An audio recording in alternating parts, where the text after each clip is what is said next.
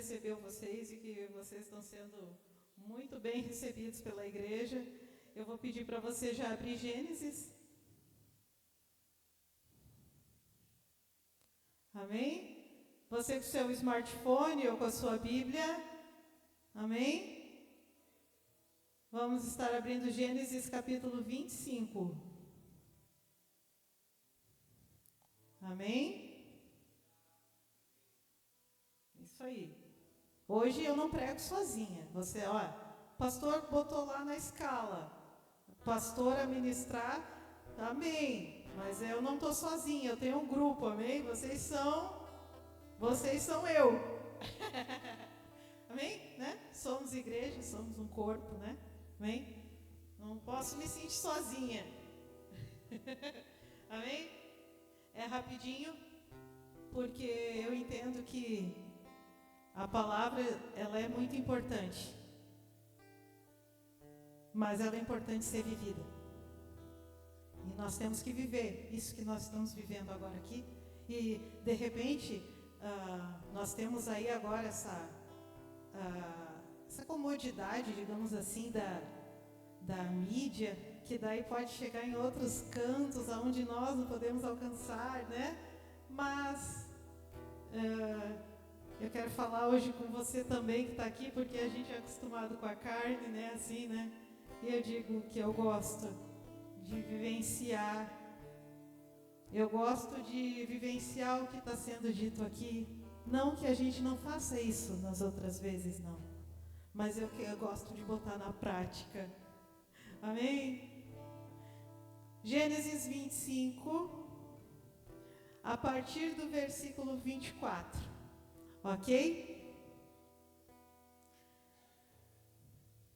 Diz a palavra do Senhor. Todos aqui me conhecem, né? Não preciso me apresentar. Amém? Pastora Márcia. Ok? Nós vamos falar sobre o nascimento de Esaú e Jacó. Ok? E cumprindo-se os seus dias para dar à luz, eis gêmeos no seu ventre, saiu o primeiro ruivo, e todo como um vestido de pelo. Por isso chamaram o seu nome de Esaú. E depois saiu o seu irmão agarrado a mão ao calcanhar de Esaú. Por isso se chamou o seu nome Jacó. E era Isaque da idade de 60 anos quando os gerou. E cresceram os meninos, e Esaú foi homem, perito na caça, homem do campo, mas Jacó era homem simples, habitando em tendas. E amava Isaque, a Esaú, porque a caça era de seu gosto, mas Rebeca amava Jacó. Jacó cozeram guisado, e veio Esaú do campo, e estava cansado. E disse Esaú a Jacó: deixa-me, peço-te, comer desse guisado vermelho, porque estou cansado. Por isso se chamou Edom. Então disse Jacó: vende-me hoje tua primogenitura. E disse Esaú: eis que estou a ponto de morrer, para que me servira a primogenitura. Então disse Jacó: jura-me hoje. E jurou-lhe, e vendeu sua primogenitura a Jacó. Jacó deu o pão a Esaú e o guisado de lentilhas. E ele comeu e bebeu, e levantou-se e saiu assim, e desprezou Esaú a sua primogenitura. Amém? Até aí tá bom. Amados, podem sentar.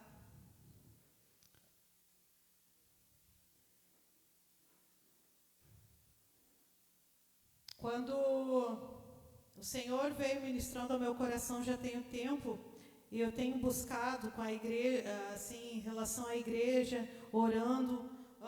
Para aqueles que não me conhecem, eu gosto de falar aquilo que eu vivo. Então, é um tempo em que a gente tem vivido que nós somos pessoas, filhos, que somos mimados. Como assim, pastora, somos filhos mimados? Nós temos a primogenitura como Esaú. Eu vou explicar melhor para vocês. Esaú, na sua posição, Esaú, na sua colocação como filho, como o primeiro filho, o filho mais velho, o primogênito, ele tinha a sua função, a sua função de caça, e ele era acostumado com isso, e vivia com isso. Então, quando houve uma necessidade, que não foi pouca, tá? Ele não trocou a primogenitura dele por um prato de lentilhas à toa. Mas lá, gente, a fome era muito grande. Era uma época que a fome estava muito grande. E ele era o cara que estava caçando. Ele passava o dia inteiro buscando o alimento, a provisão para o povo. Irmã Tânia. É para ele. Não? Pode falar. Não precisa. Pode deixar. Tá bom então, né?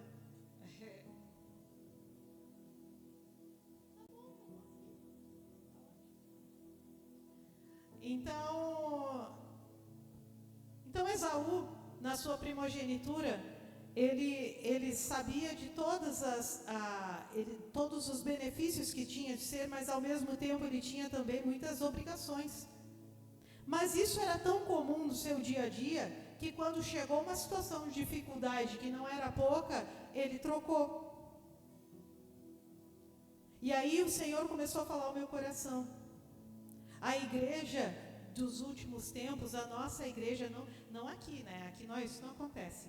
Batista Filadélfia Dourados, não, tá, pastor? Só as outras, né? Ela não está tão acostumada com as coisas boas, que aí acabam se acostumando tanto que acabam até desdeixando. Vou explicar para vocês. É uma coisa chamada, uma palavrinha que eu dei o spoiler na sexta-feira para quem estava aqui no ensino. Estamos falando sobre os leões que rugem, amém? Tá? Sexta-feira, oração, começa agora às 7h e pode ser que vá até às 9h, tá? Porque nós estamos fazendo treinamento, ok? Então, estejam todos convidados. Mas eu falei sobre religiosidade. A Igreja de Cristo, ela é religiosa. Ela vem para o culto e o culto é legal, é bonito, o pastor canta uns louvorzinhos, ele dá até uns pulinhos assim, né? E é tão bonitinho, o pastor dá uns pulinhos assim, né? E a gente dá risada, é bonito. E aí vai para casa e tem uma semana alegre. É isso? É isso que é ser igreja? É isso? Não, né? A gente sabe por que a gente tem que vir à igreja. A gente vem adorar o Senhor. A gente vem cultuar a Deus. Será que eu estou vindo cultuar a Deus? De repente, no começo da conversão, eu estava vindo cultuar a Deus, mas chegou um tempo que eu estou vindo mais porque eu não tenho nada o que fazer. Porque não tem programas legais para olhar na televisão, de repente, ou porque é legal dar uma saída no domingo. A Igreja de Cristo, ela tem vivido isso. E esse problema veio acontecendo com o tempo, por quê? Porque nós temos o ativismo, as pessoas se preocupando mais com a obra, eu tenho que estar lá porque eu tenho que ajudar a fazer isso e aquilo, e não estou buscando a Deus, estou fazendo a obra. Outros motivos são que levam à religiosidade, né? Outros motivos são você chegar aqui e não, você chegar aqui e estar aqui só porque entende que vai receber uma bênção na tua vida. Eu quero ir lá porque eu quero receber a bênção do meu carro no final do ano.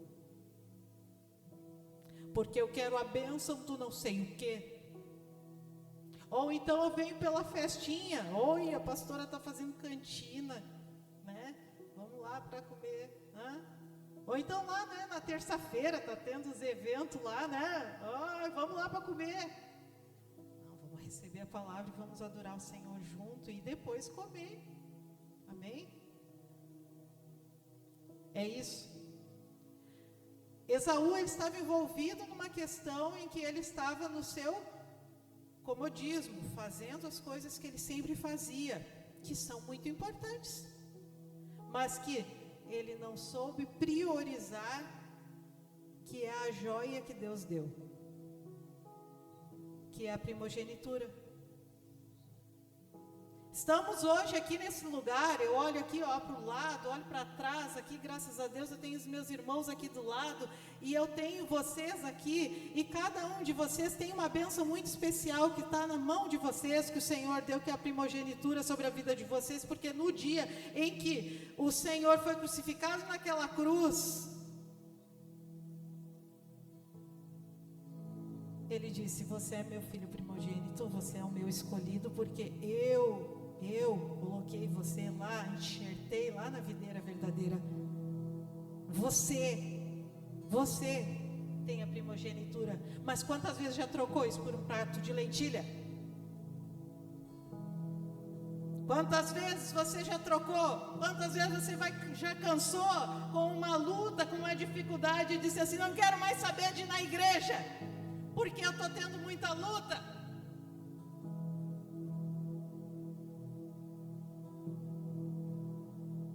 Eu vou dizer uma coisa para vocês, aqui nesse lugar. Às vezes o Senhor,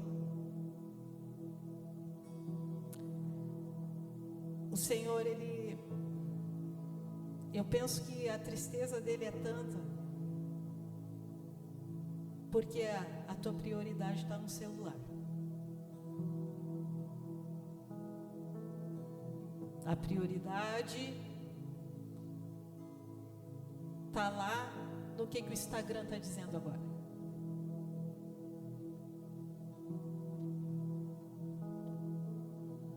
Porque a prioridade está naquela pessoinha que está lá do teu lado, ou então por aquela que ficou em casa e você fica pensando no que ela estava fazendo. Você está trocando tua primogenitura. O Senhor, gente, isso que aconteceu há pouco agora aqui no louvor, e que eu pedi para os irmãos ficarem aqui, e tudo que eu pedi para que eles fossem tomados pela presença de Deus, porque nós somos um, nós todos somos um, porque nós precisamos entender que nós estamos nos últimos tempos, e a presença de Deus, ela está sendo rara. E o que a gente tem feito quando a gente vai ouvir, quando a gente vem aqui no culto? A gente fica com tanto pensamento, tanta preocupação do que eu vou fazer na segunda-feira, de como é que vai ser a minha semana, que eu não lavei a roupa ainda, que eu não fiz a janta, que eu não fiz a comida, que eu não posso demorar. Agora a presença de Deus tem tempo. Eu preciso cronometrar até que eu digo aleluia, e daqui a pouco, paz do Senhor, que eu tenho que ir para casa. Mas isso não é aqui, né? Isso não é aqui para a igreja. Isso aqui é para as outras lá que está saindo na live em outros lugares. Eu vou dizer uma coisa para vocês. Eu sou do tempo em que isso aqui também, live, essas coisas me prendem. Porque eu me sinto até assim, puxa, estou me olhando. Eu quero sentir a presença de Deus, eu quero ter Ele só para mim. E é isso que nós temos que ter. E nessa noite eu peço para que vocês prestem atenção, que vocês estão sendo Esaú desse tempo. Esaús desse tempo, que priorizam qualquer coisa do que a presença do Senhor. Agora pasmem aqui as mamães de plantão que estão neste lugar, mamães, vovós, titias. O teu filho muitas vezes é prioridade, e o Senhor não.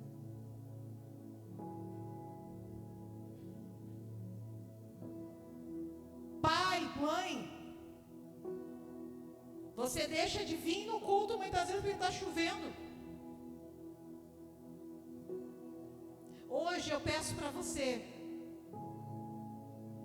Gente, eu vim aqui e eu estou para dizer para vocês o que eu estou falando, o que eu estou vivendo. Se eu estou hoje aqui com o microfone, foi porque Deus me deu a oportunidade. Eu vou te dizer que não foi fácil as lutas que eu passei hoje. Eu achei que eu ia estar numa emergência agora. Todos sabem que eu tomo conta do meu pai, né, e tudo mais. Eu achei que eu não ia estar aqui. Mas eu digo para você, eu aqui com o microfone, sou a mesma aí, sem o microfone falando com você, e vou estar falando contigo a mesma coisa. Eu estava falando com os irmãos ali atrás a mesma coisa. Porque a gente tem que viver Cristo. E está nos últimos tempos. E se você não aproveitar o tempo, quando a gente diz assim, ó, pega a mão do teu irmão e ora com ele agora, você ora. O Senhor quer te usar. Se permita ser usado pelo Senhor. O Senhor está aqui nesse lugar, mas aqui, ó, daqui a um tempo, ó, isso não vai mais acontecer, cada vez mais está diminuindo. Então, se há a presença do Senhor, se há a liberdade, te expressa. E eu vou dizer uma coisa para ti também, para vocês, para nós, para mim. Houve um tempo em que a igreja, ela... Levanta a mão aqui, quem era do tempo da igreja do reteté. Que era assim, ó, saía voando da igreja. Levanta a mão, levanta a mão. Quem é desse tempo? Eu sou desse tempo. É? Vocês? Quem é desse tempo? Que não se preocupava com o horário, saiu daqui quase na vigília. Né? Gente, vai dizer que a igreja de hoje não está mudada? E a culpa é de quem? Não adianta dizer que é do pastor, porque tudo está nas costas dele. Coitado, tem essas costas largas, tudo está aqui. Não, é da gente.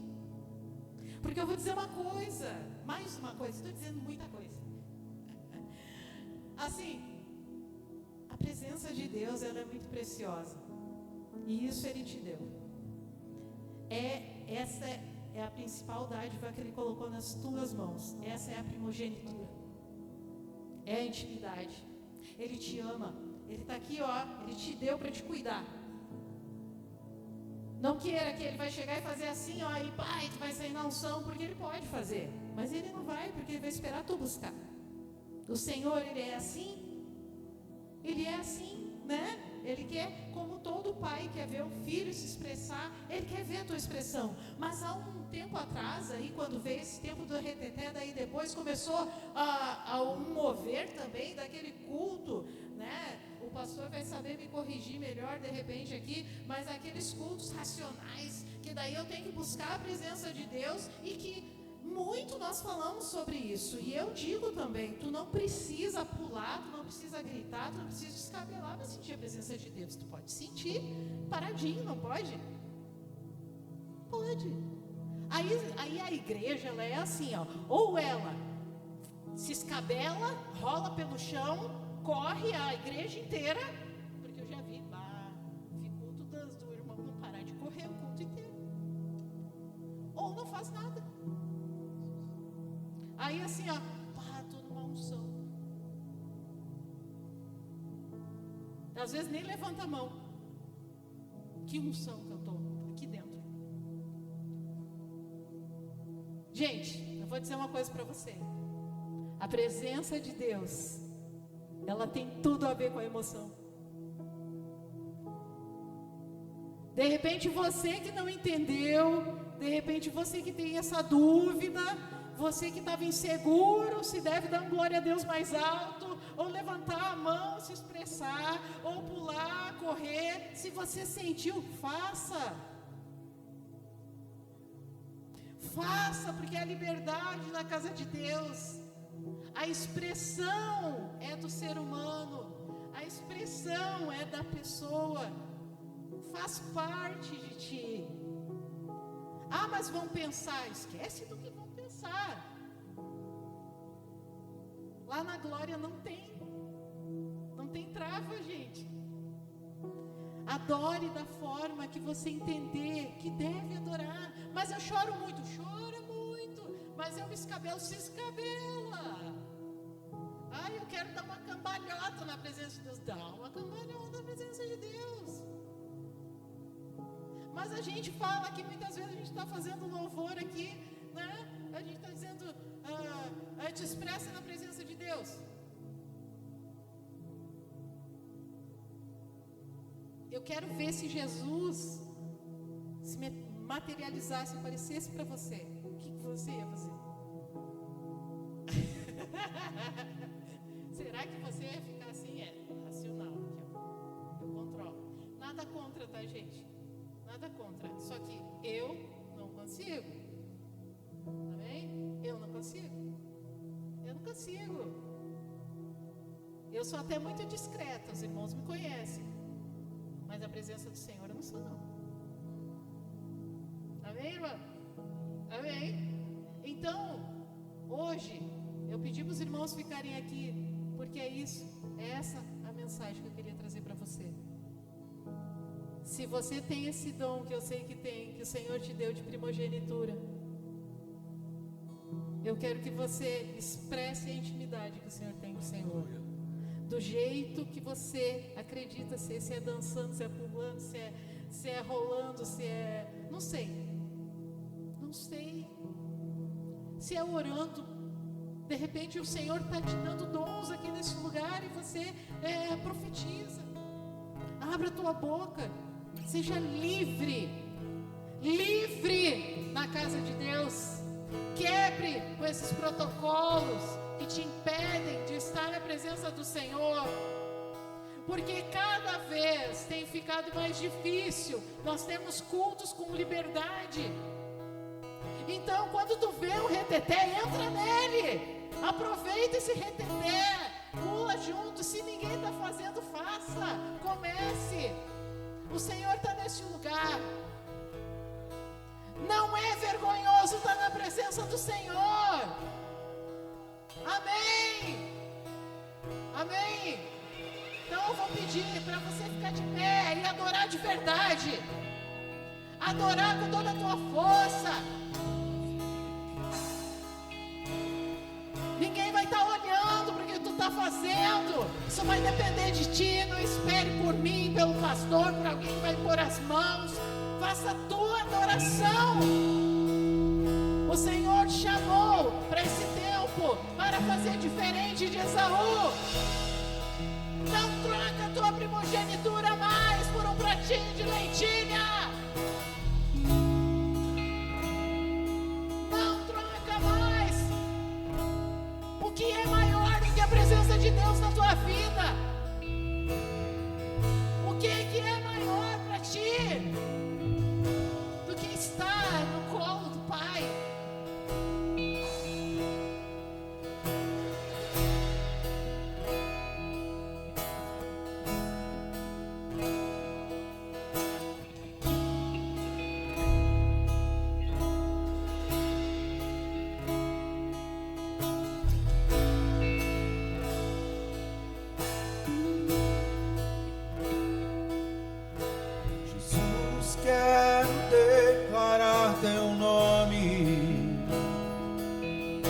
Sobre toda mente e coração,